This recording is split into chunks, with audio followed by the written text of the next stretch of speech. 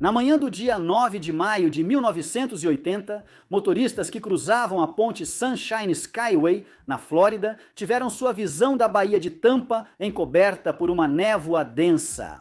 Mesmo com uma leve melhora da visibilidade ao amanhecer, ainda estava ruim o suficiente para esconder um fato crucial dos motoristas. Poucos minutos antes, às 7h33 da manhã, a ponte havia sido envolvida em um acidente catastrófico. E em vez de uma sólida estrutura de aço, o que aguardava os motoristas mais adiante era apenas um enorme vazio. No início do século XX, São Petersburgo, na Flórida, ficava em uma península. Moradores que precisavam visitar as comunidades do outro lado tinham de fazer uma longa viagem de carro ou depender da balsa.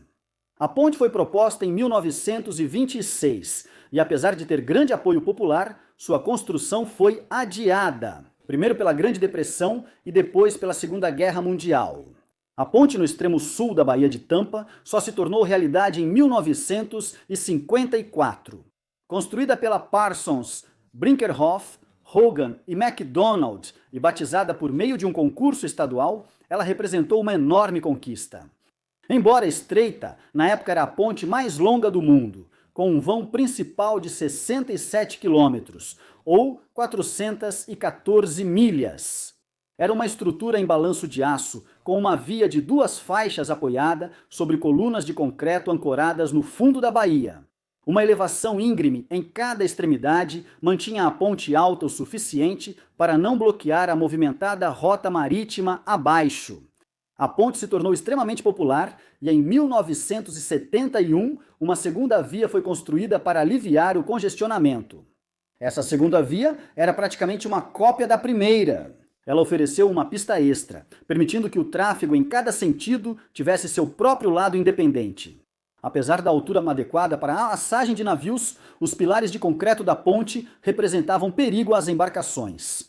De 1969 a 1980, 7 embarcações colidiram com esses suportes.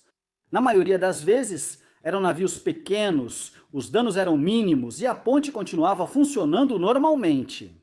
Isso continuou até o dia 9 de maio de 1980. Às 6h30 daquela manhã, o experiente prático do porto John Lerrow embarcou no Motor Vessel, Custer Summit Venture, uma embarcação de carga a granel com 186 metros ou 609 pés de comprimento. O trabalho de Lerrow era conduzir o navio com segurança para fora do porto.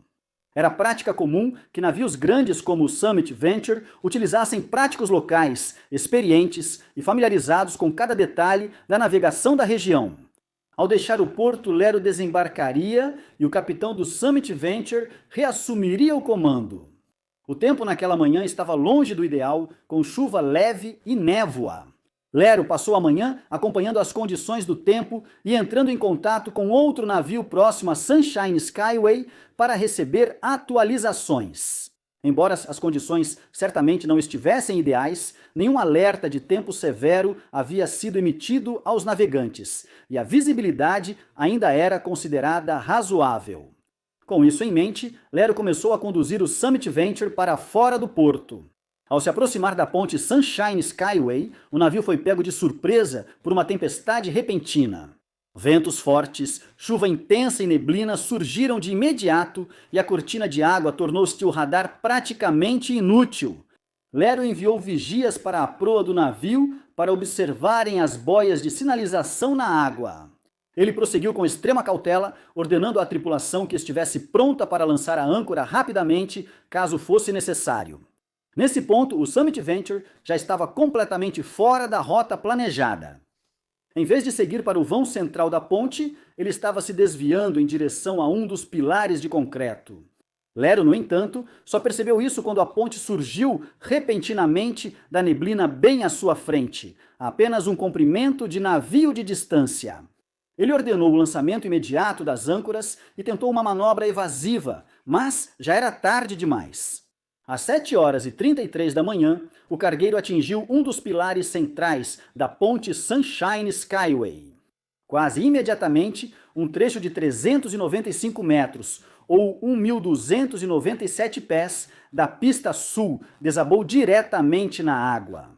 Com vários veículos caindo junto, Lero fez imediatamente uma chamada de emergência para a guarda costeira. Todo o equipamento de emergência para a ponte Skyway. Uma embarcação acabou de atingir a ponte Skyway. A ponte Skyway caiu. Enviem todo o equipamento de emergência para lá agora. A ponte Skyway caiu. Isso criou uma situação crítica de emergência. Parem o trânsito na ponte Skyway. No entanto, parar o trânsito não era algo que pudesse ser feito imediatamente. Lá em cima, na ponte, um motorista seguia devagar pela pista sul, quando percebeu que não havia mais nenhum carro à sua frente. Mais tarde, ele relatou o que viu ao Conselho Nacional de Segurança no Transporte.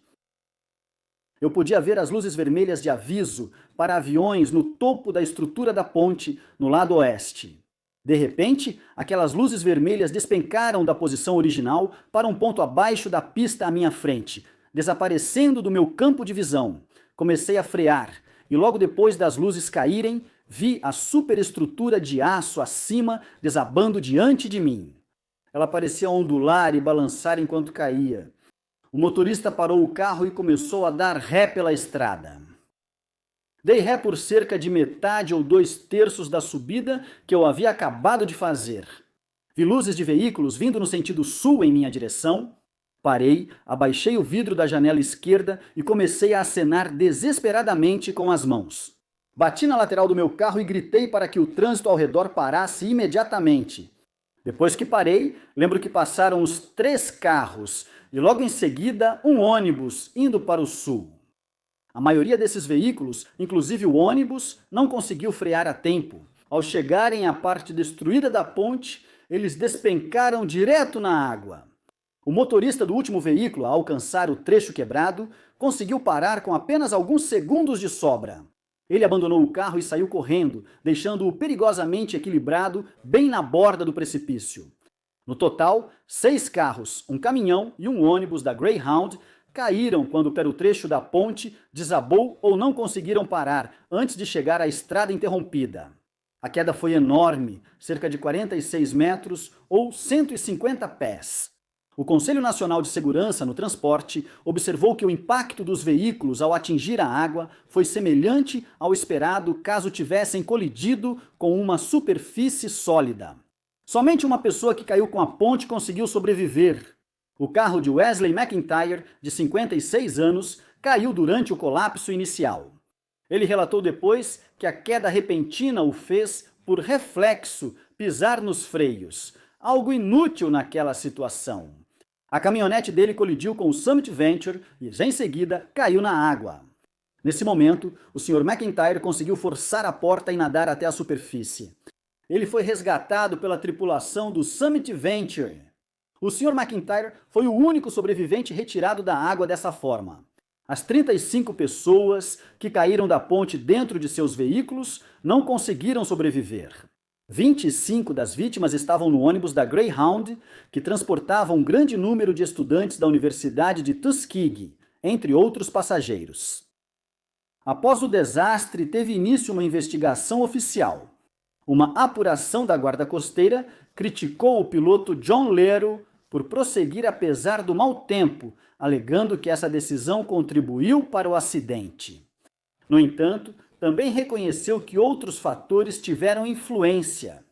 Entre eles, o fato de que a tempestade não havia sido prevista e os relatos tranquilizadores sobre o clima fornecidos por outros navios na área naquele momento. Também se observou que os pilares de concreto não tinham qualquer proteção contra impactos. Defensas de madeira haviam sido instaladas ao redor da base dos pilares durante a construção da ponte, mas elas apodreceram rapidamente e nunca foram substituídas. No fim, o Sr. Lero foi absolvido de negligência e reconheceu-se que ele tomou medidas razoáveis diante das informações e limitações que tinha naquele momento. Ele foi autorizado a retornar ao trabalho como prático do porto, mas pouco depois recebeu o diagnóstico de esclerose múltipla e não pôde continuar na função. Nos anos seguintes, trabalhou em várias áreas, incluindo como instrutor para estudantes de ciências náuticas no Maritime College da Universidade Estadual de Nova York. Durante sua permanência lá, usava sua própria experiência como lição para os cadetes, dizendo sempre: se errar no julgamento, pagará caro por isso. Mais tarde atuou como conselheiro, oferecendo apoio tanto a condenados quanto a vítimas de crimes. A ponte substituta, ainda em operação, foi inaugurada 7 anos após o desastre. Defesas de concreto foram instaladas nos pilares da nova ponte para protegê-los contra colisões. A eficácia dessas defesas ficou evidente imediatamente, quando um barco de camarão colidiu diretamente com elas na véspera da inauguração oficial. O barco afundou, mas a ponte permaneceu totalmente intacta.